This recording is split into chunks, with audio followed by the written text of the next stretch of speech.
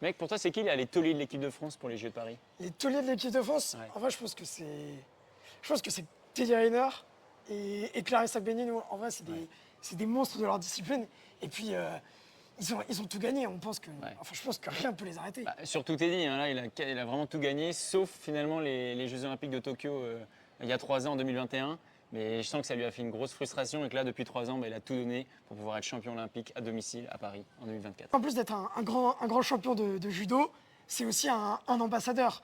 Il a une formation française et puis il a continué à investir dans le sport français à travers des formations, en communiquant énormément, en essayant de faire bouger les lignes. Je pense que oui, c'est un ambassadeur. Il se dédie au sport français. Après, il est quand même assez critique sur l'état du sport français. Est-ce que la France est un pays de sport ou pas? Teddy Riner, il répond clairement non. On n'a pas encore les infrastructures, on n'a pas encore le temps suffisant dans l'éducation de nos enfants, typiquement à l'école, pour dire que la France est une institution de sport. Donc il reste quand même assez critique à ce niveau-là. Et après, Clarisse, elle a été porte-drapeau à Tokyo. C'était un peu spécial parce qu'il n'y avait pas de public. Mais elle a assumé ce statut et puis elle a remporté l'or olympique, prenant sa revanche de 4 ans plus tôt à Rio. Mais par contre, juste après son titre, elle a eu un enfant. Donc là, ça paraît un défi assez fou de revenir 3 ans après une grossesse, reconquérir son titre de championne olympique. Mais c'est ce qu'on aime, c'est qu'elle fait complètement bouger les lignes, à la fois dans le sport, mais dans la société aussi. C'est possible d'être une grande sportive de haut niveau, d'avoir un enfant, de se consacrer à sa vie de mère et ensuite de reprendre une vie d'athlète quasiment normale. Et puis même après les deux ensemble, ça fait une victoire en judo par équipe aux Jeux de Tokyo. Face en aux Japonais 2021. en plus. Face aux Japonais. Voilà, c'est des leaders de leur sport. Ils emmènent leur équipe vers la victoire, mais ils sont aussi leaders du sport français. C'est véritablement donc, des gens qui ont été à l'INSEP, à l'Institut du sport et de la performance, qui ont été formés là-bas. Ceux qui ont emmené des champions éparpillés et toute une délégation de la France. Ils sont très ambitieux pour l'équipe de France. Ils veulent être porte-drapeau, représenter leur pays, faire bouger les lignes.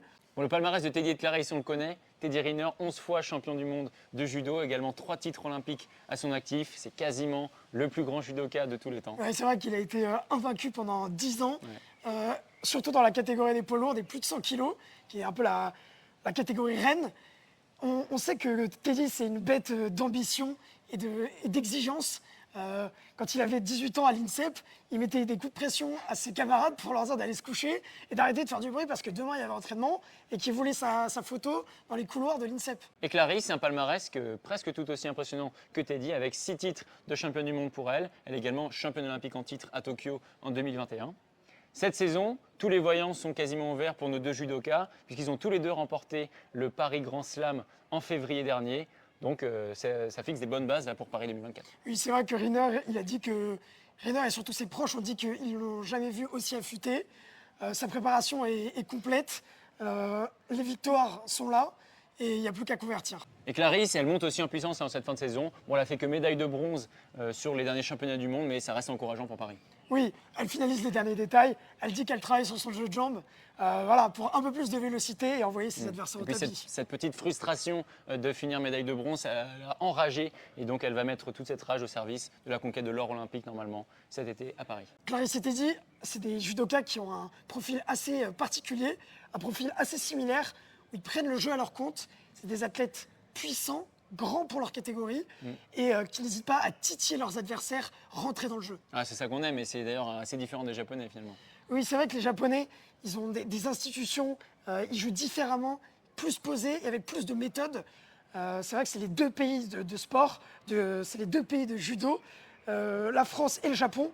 Les Français, c'est un savoir-faire qu'ils ont construit depuis 30 ans, alors que les Japonais, ça remonte à l'époque des samouraïs. Les Japonais n'hésitent pas à s'inspirer des Français. Les meilleurs athlètes japonais reviennent en France après leur carrière se former pour devenir entraîneurs. Il y a vraiment un savoir-faire français. En termes d'attente et de pression en vue de ces Jeux de Paris, Teddy Riner a dit qu'il arrivait sans grande pression pour ces Jeux Olympiques. Il allait prendre confiance progressivement à l'entraînement. Et grâce à son entourage, Teddy Riner s'est toujours très bien entouré depuis sa plus jeune carrière, puisqu'il est doté d'un préparateur physique, d'un préparateur mental, d'un entraîneur de judo forcément, mais également d'un nutritionniste. Donc il a vraiment cet entourage-là qui lui permet d'arriver sans pression, en pleine confiance. Et pour Clarisse, elle se retrouve peu à peu depuis son accouchement, où elle avait clairement mis l'aspect mental de sa carrière au-delà de son aspect physique, puisque plus récemment, c'est plus compliqué d'être en forme physiquement, mais par contre, le bonheur que lui procure sa fille et le fait d'être maman lui permet quand même d'être très performante. En fait, on peut même dire qu'elle est décomplexée depuis la naissance de sa fille, depuis aussi son titre olympique à Tokyo. Elle n'a plus grand-chose à perdre. On sait qu'elle c'est déjà une grande championne. Par contre, si elle pouvait offrir un titre olympique à sa fille, ça serait juste magnifique. Les deux, c'est des ogres de médailles. Enfin, ils ont un palmarès long comme le bras. Ils savent comment gagner. C'est pas un rendez-vous de plus qui leur fait peur. À Paris, ils seront prêts. Ils vont gagner. Si on essaie un peu d'imaginer maintenant à quoi vont ressembler les parcours de Teddy et de Clarisse jusqu'à la médaille d'or à Paris 2024, pour Teddy, moi j'imagine des premiers combats assez expéditifs. En général, il envoie facilement au sol des adversaires un peu terrorisés quand même d'affronter la légende Teddy Riner. Sur la deuxième partie de la compétition, ça peut être un peu plus compliqué, un peu plus rugueux et mettre un peu plus de temps à se décanter. Moi je le vois bien gagner finalement un peu par pénalité. On l'a vu souvent gagner comme ça Teddy parce qu'il y a des adversaires qui ont du mal à accepter le combat face à cette armoire à glace. Et finalement, ils prennent 3 pénalités, 3 shido et ils perdent le combat comme ça. C'est comme ça que Teddy a été champion olympique en 2016. C'est peut-être comme ça qu'il sera à nouveau champion olympique à Paris. Clarisse, elle a des combats un peu différents. C'est des combats mentaux. Elle veut vraiment éviter que son adversaire prenne l'ascendant mental pendant le combat. Les combats s'éternisent et généralement vont vers le golden score. Et si on va en golden score, alors là, elle sort son mental de champion, de championne, et elle emmène son adversaire au sol. Et c'est comme ça qu'elle remporte ses combats. C'est des combats qui sont beaucoup plus stressants.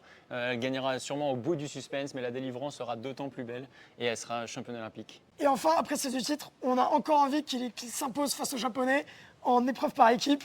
Voilà, leur donner une leçon de judo.